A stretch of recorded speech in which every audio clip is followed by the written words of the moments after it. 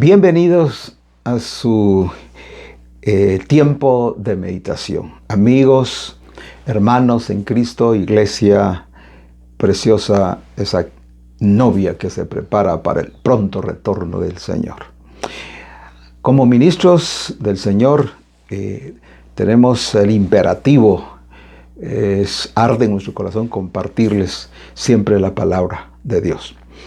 Dios puso en mi corazón hablar un poquito acerca de la apostasía, de la falta de gloria. Cuando la gloria se va de un lugar, cualquier cosa puede pasar. Sistemas que entran, modas, estructuras que entran, cuando ya la gloria de Dios no está en una congregación.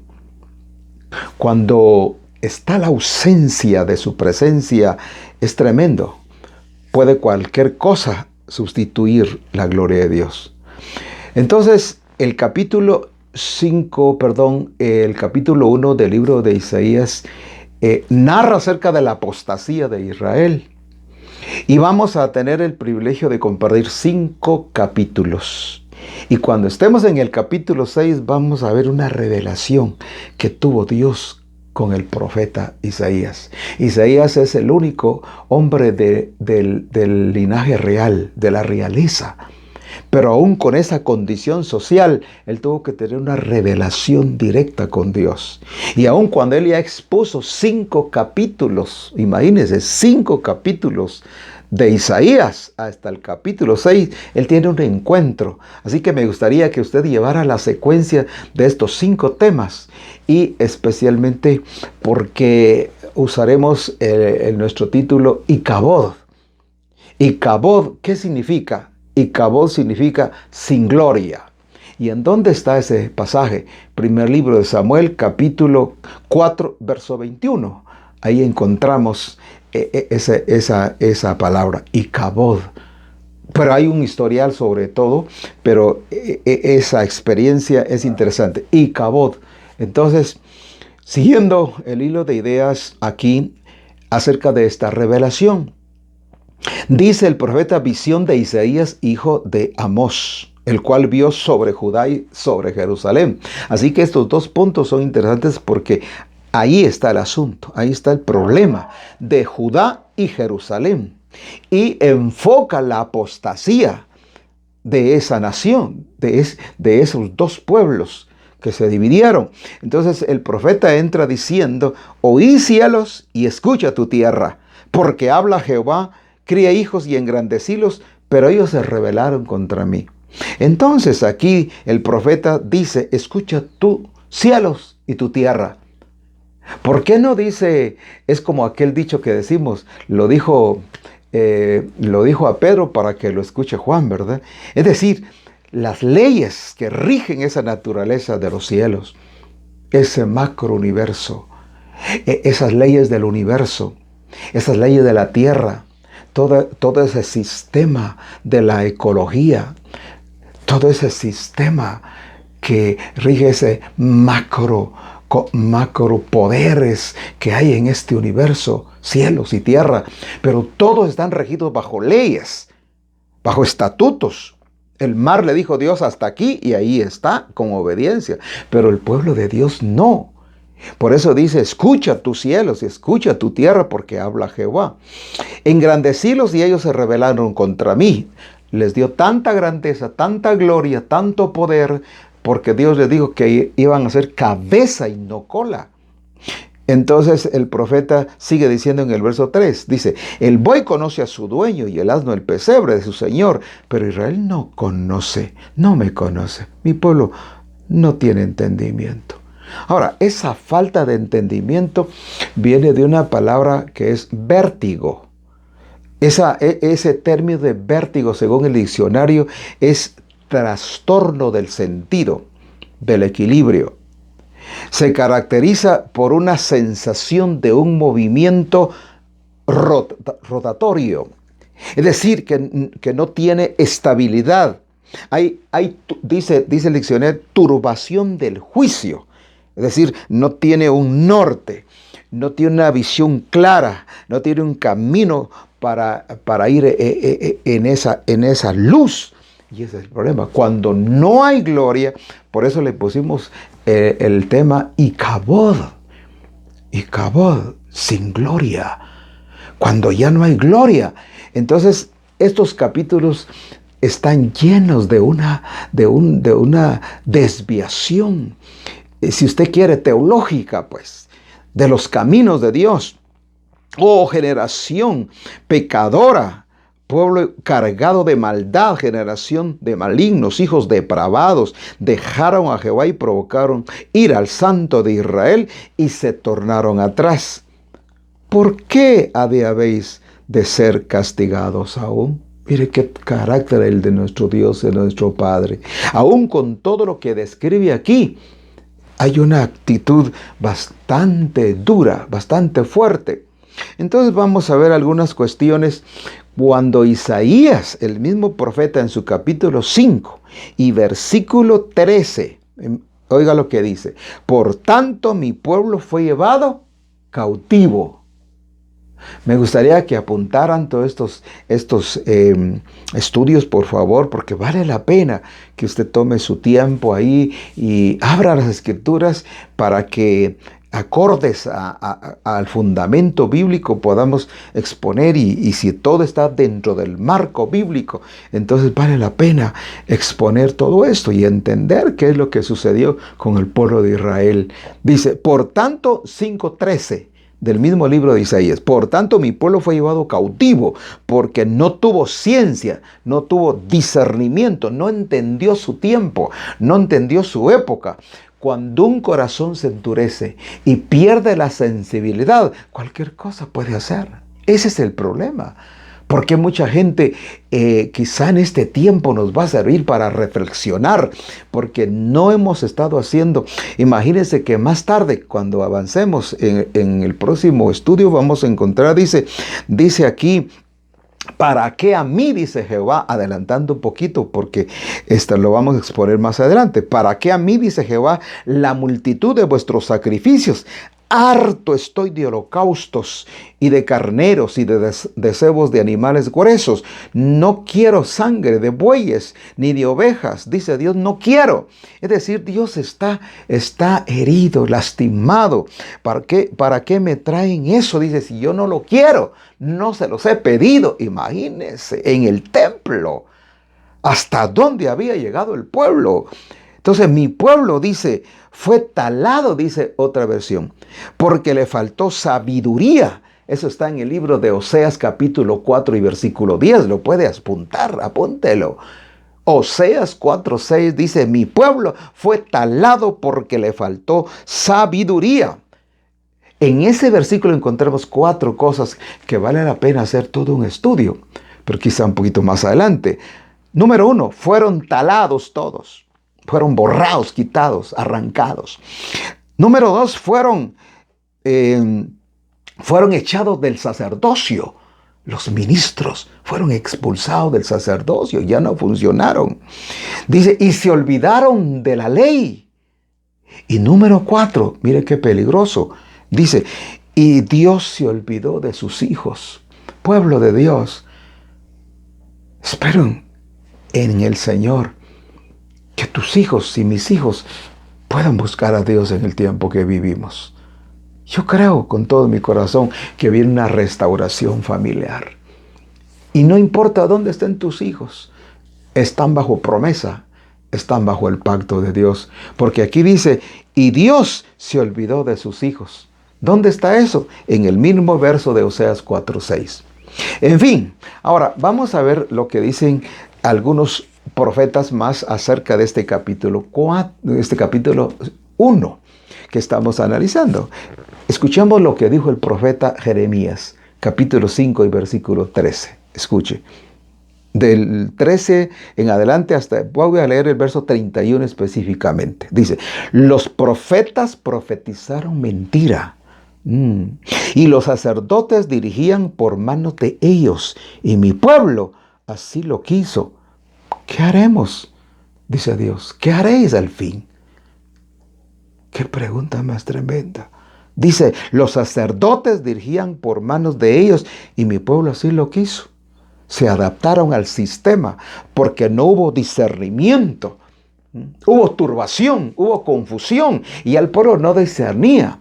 La iglesia de Éfeso fue interesante en el tiempo de gloria, porque en el tiempo de gloria esa iglesia podía discernir hasta los apóstoles. Tenían una habilidad del cielo para discernir qué clase de ministro, qué clase de siervo exponía la palabra. Pero ahora mi pueblo no tiene entendimiento. Cualquier cosa, cualquier payasada, cualquier situación entra y la gente dice amén y amén. ¡Oh, qué tremendo! Entonces llega el tiempo en que vamos a recurrir al capítulo 56, 10 y verso 11 del libro de Isaías. Dice, sus atalayas son ciegos. Usted lo puede verificar en la palabra. Ignorantes, todos ellos son perros. Mudos, los mismos ministros o pastores no supieron entendimiento. Vértigo, perdieron el norte. Ay, ay, ay. Y en el capítulo 30, verso 8 y verso 10 del mismo libro de Isaías, que es interesante, dice, a los videntes les decían, no veáis. Y a los profetas, no nos profeticéis lo recto. Decidnos cosas halagüeñas y profetizadnos mentira. Dejad el camino y apartaos de la senda.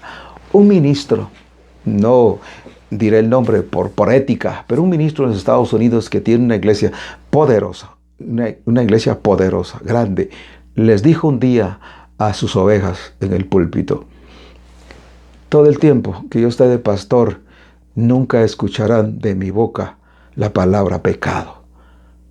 Ese es el problema. Por eso hay un movimiento en el mundo que se llama la iglesia emergente. Porque ya la gente no cree en nada. Están desubicados, hay vértigo, hay desubicación, hay trastorno espiritualmente. Esa iglesia emergente, dice, les enseñan a para qué diezmar, para qué ofrendar, para qué asistir, para qué reconocer autoridad ministerial. Dicen ellos, Dios y yo somos todo. Imagínense, sin reconocer ninguna autoridad. Yo y Dios es todo. ¡Wow!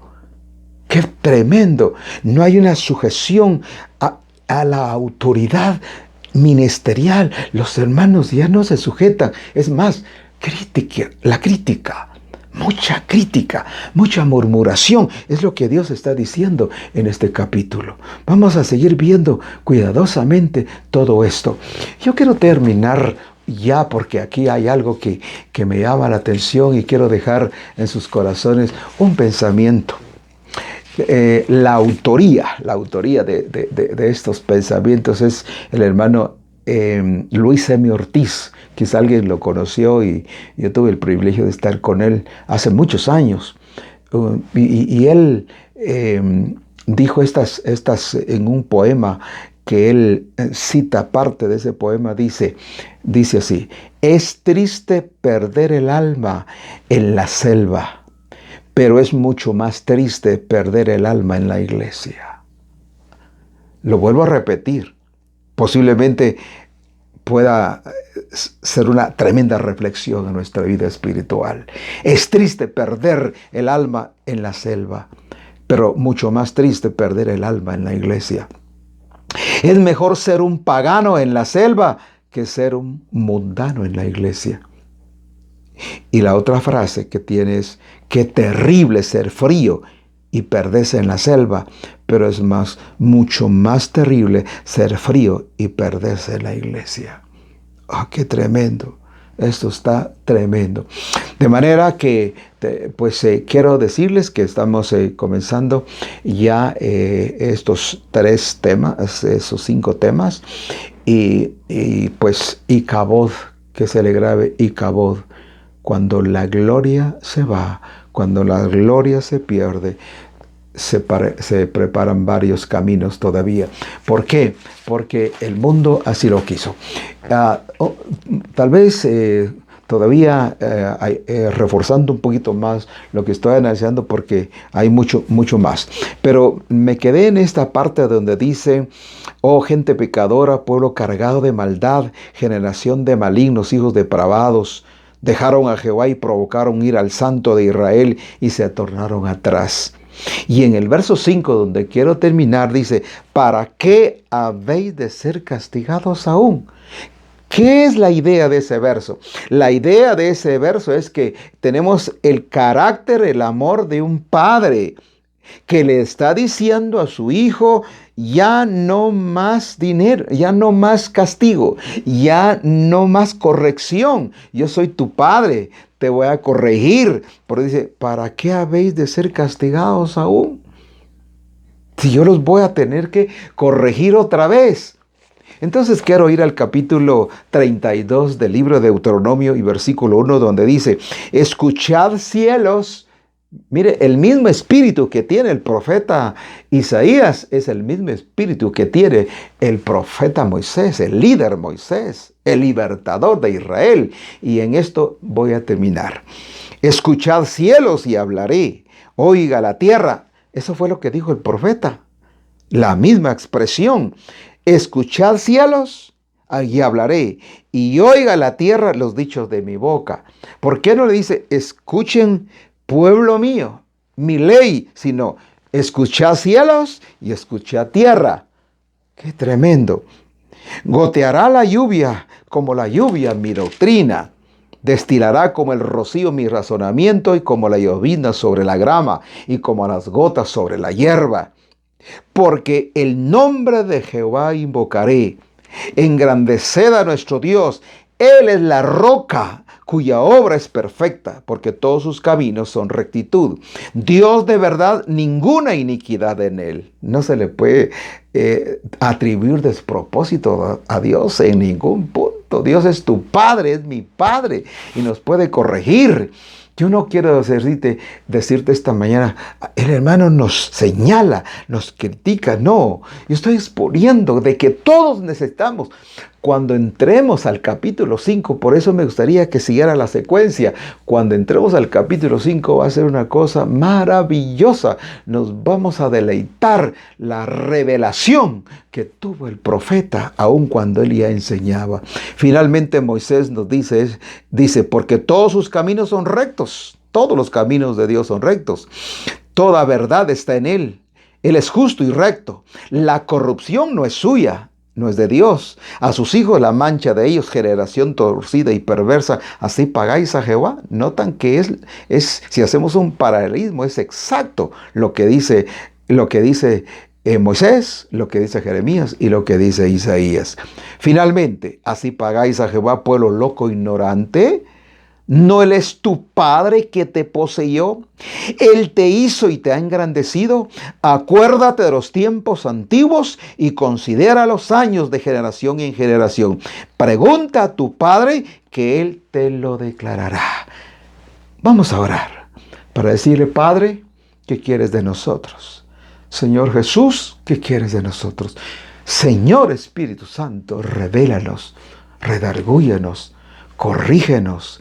Quita toda impiedad, quita toda hipocresía religiosa, todo aquello que pueda manchar nuestro espíritu, todo aquello que pueda destruir nuestra relación. Escuchen esto con mucho cuidado, porque voy a orar para bendecirlos. Es el tiempo de vivir en una seguridad con Dios. Es tiempo de vivir bajo la esperanza de que viene algo precioso, pero nos está costando. Hay dolor, hay tragedia, hay lágrimas, hay gemidos, hay heridas, pero Dios está con su pueblo. Por eso estamos enfocando la apostasía de un pueblo que tuvo padre, pero que ahora vemos como el Señor les está diciendo que los va a restaurar.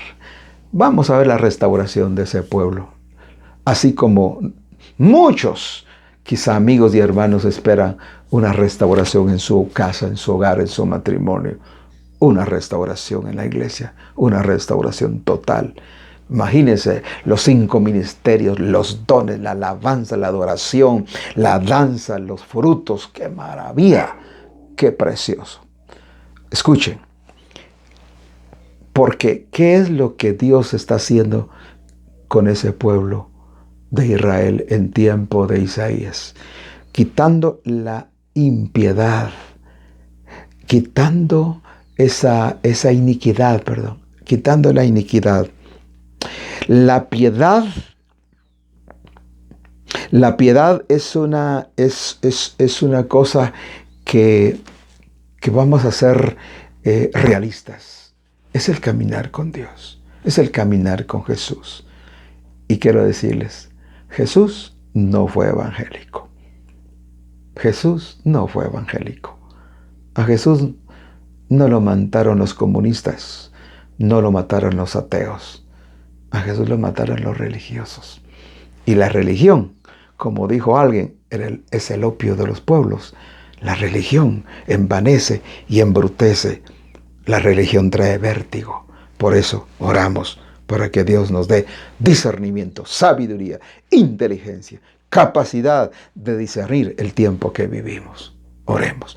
Nuestro Dios y nuestro Padre, gracias por el momento que nos estás dando para bendecir a tu pueblo, a tus ministros, a tus líderes. Allá donde esta palabra de correr y ha de fluir, Espíritu Santo, toma control, quita todo temor, todo miedo, todo espanto, toda inseguridad. Padre, aleja por favor este virus.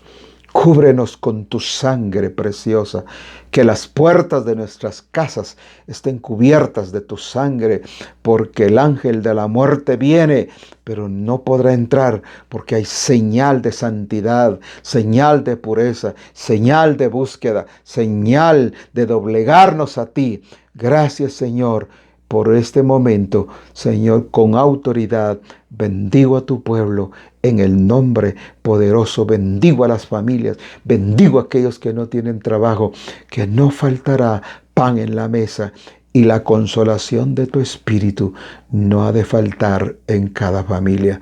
En el nombre de Jesús. Amén.